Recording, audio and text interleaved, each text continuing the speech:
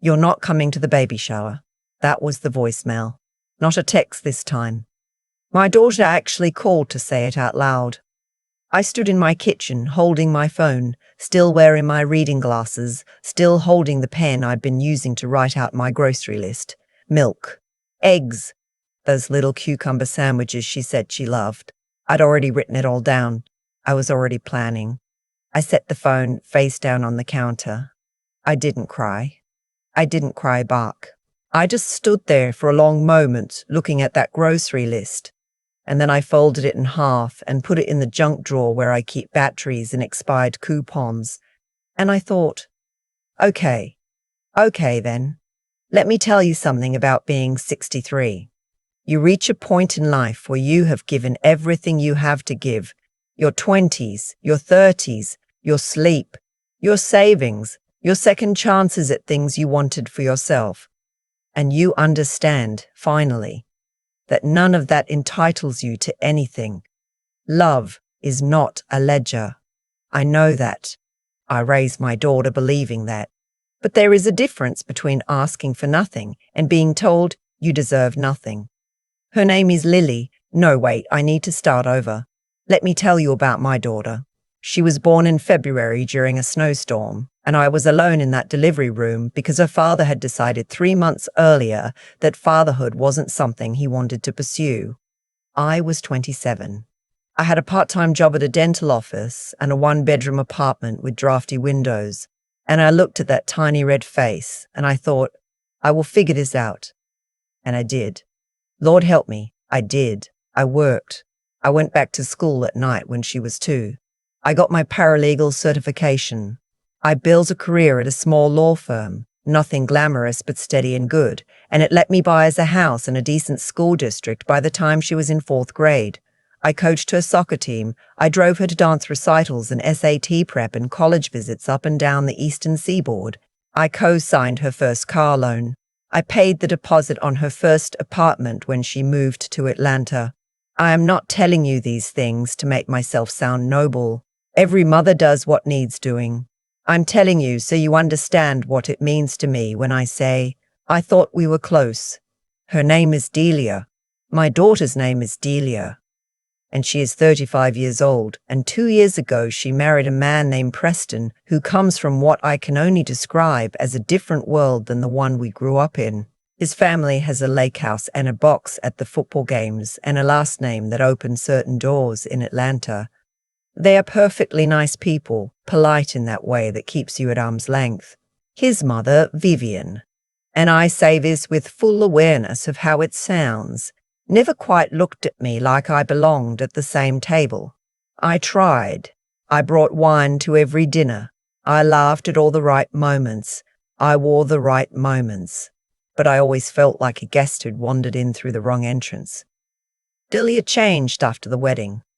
Gradually, then all at once, the way these things tend to happen. She started cancelling our Sunday calls. She stopped asking my opinion on things. Our relationship narrowed down to holidays and the occasional brunch when she happened to be on my side of town for something else. I told myself it was normal. Newlywed life. Building something new. I told myself to give her space. Then she got pregnant. I found out from a photo she posted online. Not a call. Not a text. A little graphic with pink and blue balloons that her college roommate had already commented on by the time I saw it. I remember sitting with that feeling for a few days before I said anything, trying to decide if I was being too sensitive. Eventually I called her. She apologized and said she'd been meaning to tell me, and things had been so hectic. I said I understood. I didn't understand, but I said it. Over the next few months, I tried to be present without being overbearing. I sent a small gift when she announced the gender, a girl. They were having a girl. I offered to help plan the shower. I didn't push when she said she had it handled. When she mentioned they were doing it in Savannah, where Preston's family has connections, I said that sounded lovely. What I didn't know, what nobody told me, was that the invitation list had been decided without any input from me and that I was not on it. The voicemail came on a Tuesday. I was home from work, making dinner. She said, And I remember her exact words because I have replayed them more times than I can count. She said, "Mom, I know this is going to be hard to hear, but Vivian and I feel like it would be better if the shower was just her side of the family and my Atlanta friends. It's a vibe thing. I hope you understand. A vibe thing." I set my phone down on the counter. I finished making my dinner. I sat at my kitchen table and I ate it, and I watched the evening news. And then I cried for about an hour in the bathtub. And then I stopped, because here is what Delia did not know. Here is what neither she nor Preston nor Vivienne had thought about. Not for one single moment. The shower venue was booked through the Whitmore House, a historic event space in Savannah that I happen to know very well, because I was the one who found it. Delia had asked me, back in February when we were still talking, before things got cool, to research venue options. I found 4. She chose the Whitmore House, and because she'd been disorganized about getting the deposit in on time and the date was filling up, I had put the deposit down on my credit card. We'd agreed she would pay me back. She hadn't yet. The catering was through a company called Lemon and Sage, a boutique catering outfit I'd discovered through a colleague. Delia had loved their menu, and again, because of timing issues, I had signed the preliminary service agreement. It was in my name with my contact information. They were still waiting on the second payment to finalize. The custom stationery, invitations, programs, favor tags had been ordered through an Etsy shop I found and coordinated. I'd handled the email correspondence. I was the contact on the order. None of this was done to give myself leverage. I want to be very clear about that. I did it because she asked me to, and because I wanted to help, and because that is what mothers do. But standing in my kitchen on a Tuesday evening, having just been told I didn't fit the vibe of my own grandchild's baby shower, something in me went very quiet and very clear. I did not call Delia back. Instead, I opened my laptop and I booked a trip to Sedona, Arizona. I had always wanted to go. Red rocks and quiet mornings and spa treatments and not a single obligation to anyone. I found a small inn with excellent reviews and a cancellation policy that suited me, and I booked a week leaving the Friday before the shower. Then I sat with my decision for 2 days. On Thursday, I called the Whitmore House. I explained that due to a family change in circumstances, I would not be proceeding with the event, and I asked about their cancellation terms. They were gracious. There would be a partial forfeiture of the deposit, my deposit, but the date would be released. I told them that was fine. I called Lemon and Sage. Since the second payment had never been submitted, the contract had not been finalized. They were sorry to hear it wouldn't be moving forward. I thanked them for their time. I sent a brief email to the Etsy shop explaining there had been a change and asking them to halt production on anything that hadn't been completed. They had not yet started the favor tags. They refunded that portion without issue. I did all of this calmly. I did not do it in anger, though I want to be honest. There was anger in me. I did it because I was not willing to fund the celebration that I had been deliberately excluded from.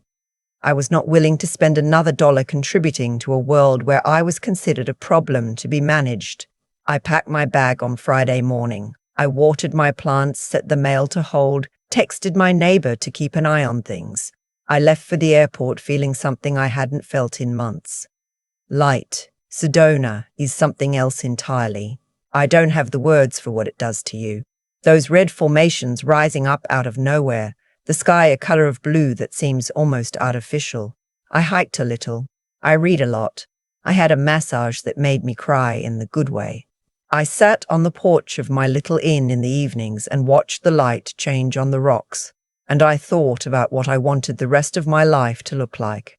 I turned my phone to silent on Saturday morning. I checked it once in the evening. 17 missed calls. 12 from Delia. 2 from Preston. 3 from a number I didn't recognize. I put the phone back down and went to bed.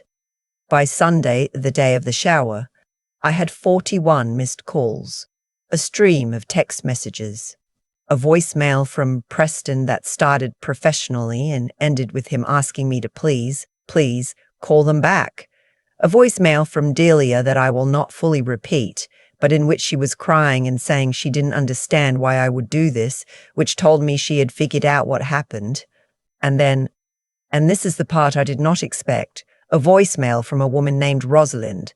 I did not know who Rosalind was, but I listened to the message. She introduced herself as Vivienne's sister, Preston's aunt. She said she was sorry to bother me, and she'd gotten my number from the Whitmore house when she'd called to ask about the booking. She said she wanted me to know that she thought what had been done to me was wrong. She said she told Vivienne as much. She said Delia was a lovely girl who had been, in her opinion, poorly guided, and that she hoped I would find it in my heart to give them a chance to make it right. I listened to that message 3 times. I called her back. We spoke for 45 minutes. Rosalind is 71, a retired schoolteacher from Macon, Georgia, and she has the kind of voice that makes you feel like you're sitting at someone's kitchen table with a cup of coffee. She told me things about the family dynamic I hadn't known. She told me Vivienne had strong opinions about keeping events intimate, which was how she'd sold the exclusion to Delia. She told me Delia had genuinely believed it was a small, private gathering, that she hadn't understood who was and wasn't on the list until after the invitations went out. Whether that fully absolved Delia in my mind, I wasn't sure. But it changed the shape of things. The shower did not happen. There was no venue, no catering, no stationery. Vivienne had tried to scramble something together at the last minute. Apparently, there was a tense scene at a brunch restaurant that did not go well, and the whole day dissolved into family arguments that I can only imagine. I stayed in Sedona through Wednesday. I finished my book. I went on one more hike. I bought a small piece of pottery from a woman at a roadside stand, a little turquoise bowl that now sits on my windowsill. When I got home, there was a letter in my mailbox, handwritten on real stationery, from Delia. She didn't make excuses. That surprised me. She said she had handled things badly. She said she had let other people's priorities override her own heart. She said she was sorry for the voicemail and sorry for the months of distance and sorry that I had found out about the pregnancy from a social media post like a stranger. She said she was scared of how much she needed me and that she'd been, in her word, hiding. I read the letter twice. I set it on the kitchen table. I made myself a cup of tea and I sat with it. I did not call her immediately. I needed a few more days. I needed to be sure I was responding from a place of intention rather than from the old habit of making things smooth as quickly as possible. I had spent a lot of years smoothing things over. I was not interested in doing that anymore. When I did call, we talked for 2 hours. Real talking. The kind we hadn't done in years. She told me about the pressure she'd felt to fit into Preston's world, about the way Vivienne's approval had become something she was quietly chasing. She told me she'd started therapy the previous month. She told me she was due in September and that she wanted me in the delivery room if I was willing. I told her I was willing, but I also told her some other things. I told her that I would not be treated as an afterthought, that if she needed to make choices to protect her marriage and her new family, I would respect that, but that she had to be honest with me about it, not blindside me with voicemails on a Tuesday. I told her that I had co-signed loans and paid deposits and driven 8 hours round trip more times than I could count, and that none of that came with strings, but all of it came with the basic expectation of being treated like a person who mattered. She said, "You do matter, Mom. You matter more than I've been acting like." That's the thing about truth when it finally comes. It doesn't always arrive wrapped up neatly. Sometimes it just lands there in the middle of a phone call and sits between you like something both of you have been carrying for a long time. We are working on it. That's the honest answer. We are not fixed. We are not where we were, and I'm not sure we'll ever be exactly what I imagined. But we are talking. She calls on Sundays now. She called last week to tell me the baby's room is painted a soft yellow because they decided not to do pink, and she wanted to know what I thought, and I told her I thought yellow was perfect, because it is. Rosalind sent me a Christmas card. She signs her name with a little drawing of a teacup. I have it on my refrigerator. Vivienne and I have not spoken. I have not sought that conversation, and it has not been offered. I suspect we understand each other well enough at this point. I think about the person I was before that Tuesday voicemail. How quick I was to fold the grocery list and put it in the drawer. How many times I had done that, hidden away the evidence of my own expectations so nobody had to feel bad about not meeting them. I don't fault that version of myself. She was doing what she knew to do, but something shifted in Sedona. Between the red rocks and the silence and the 41 missed calls I didn't answer, I remembered that I am a person, not just a function. That loving someone completely does not mean disappearing into them. That the grace you extend to others, your children, your grandchildren, the whole complicated world of family, has to leave enough room for you to remain standing. My granddaughter is due in September.